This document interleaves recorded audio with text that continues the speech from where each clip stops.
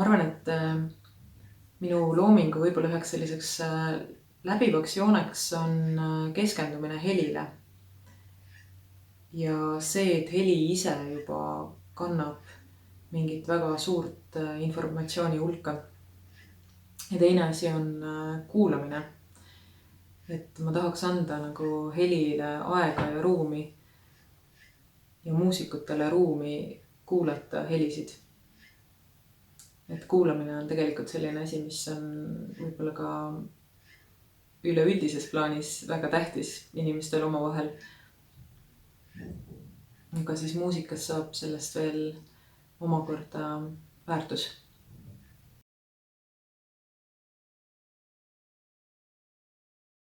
Ma kirjutan väga palju visandeid ja väga palju isegi selliseid skeeme. Et ma ei ole selline tüüpiline helilooja, kes hakkab kõigepealt või noh, kirjutab nagu nii-öelda takt 1 ja siis hakkab sealt edasi minema, kuni jõuab siis lõpuni sinna 2 takti jooneni välja. Et selles mõttes on mul väga palju aega vaja enne, kui ma üldse tegelikult midagi paberil suudan kirjutada. Aga ma ei tea, kas ma näitan äkki või? Okei, et mul on näiteks siin üks selline näide ka ühest. See on näiteks minu üks skeem, mida ma kasutasin ühe loo juures.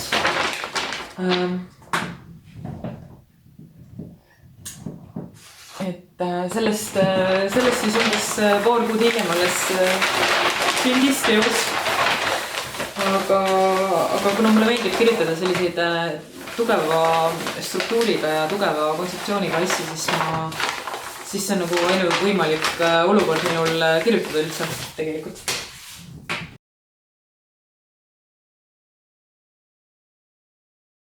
Enim rõõmu valmistab ikkagi see, kui tunned, et see idee kannab ja seal on mingisugune selline sisemine jõud. Ja siis selle jõuga koos edasi minna ja mingisugune selline seisund avastada ja vaadata, kuhu see siis nagu kasvab. Et see on hästi põnev. Ja eks see raske moment on siis, kui lihtsalt see idee nagu ei kanna. Et kui ta kuidagi püüad nagu leida ja tundub, et nagu seal võiks olla see potentsiaal, aga kuidagi midagi ei õnnestu ja siis raiskad nagu mitu päeva aega selleks, et üldse nagu aru saada, et miks ei tööta ja tundub, et nagu see on selline maha visatud aeg ja see aeg on nagu see raske hetk. Aga muidugi lisaks sellele on ka veel võib-olla sellised puht füüsilised asjad, et heliloomingus on vaja hästi palju istuda näiteks ühe koha peal ja mõelda. Ja vahel nagu lihtsalt väsib ära sellest, et siis on vaja minna jalutama.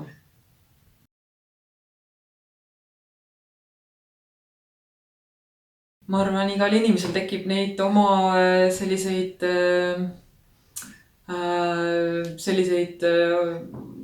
tähtsaid, ma ei tea, asju, kuhu saab siis nagu selle inspiratsiooni otsimiseks tagasi minna.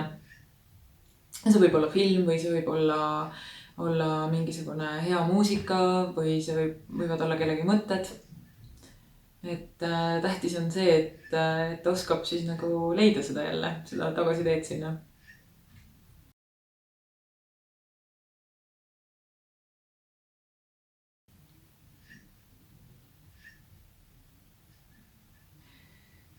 No eks eeskujuteks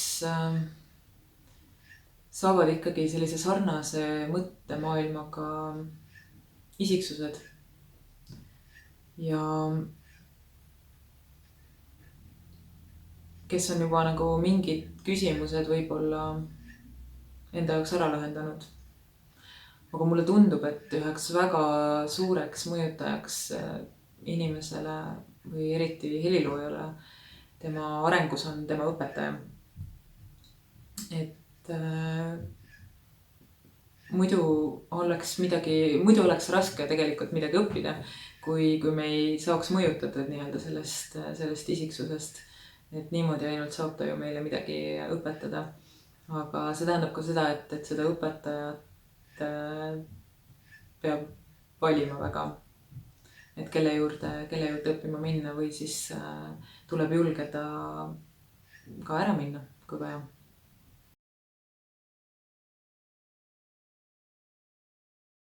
Ma arvan, et nagu üks asi, mis saab hiljem selgeks, on see, et see on nagu, esiteks on see kutsumusala. Et see ei ole tavaline töö, mis lõpeb siis, kui tööpäev lõpeb. Et see võtab palju energiat ja palju tegelikult pühendumist. Ja teine asi on see, et kui sa oled nagu loomu poolest tiimi inimene, et sulle meeldib koostöö, siis või ütleme nii, et sulle meeldib koostöö rohkem kui üksi olemine, siis võib-olla ei ole see õige ala, võib-olla tekib raskusi. See nõuab ikkagi väga palju üksindust ja väga palju iseenda mõtetega koos olemist, üksi keskendumist, et enne kui nii-öelda siis minna selle loominguga välja ja muusikute sekka ja see nagu sotsiaalne külg hakkab, et enne seda peab olema väga, väga palju üksi, et noh, kõigile see lihtsalt ei sobi.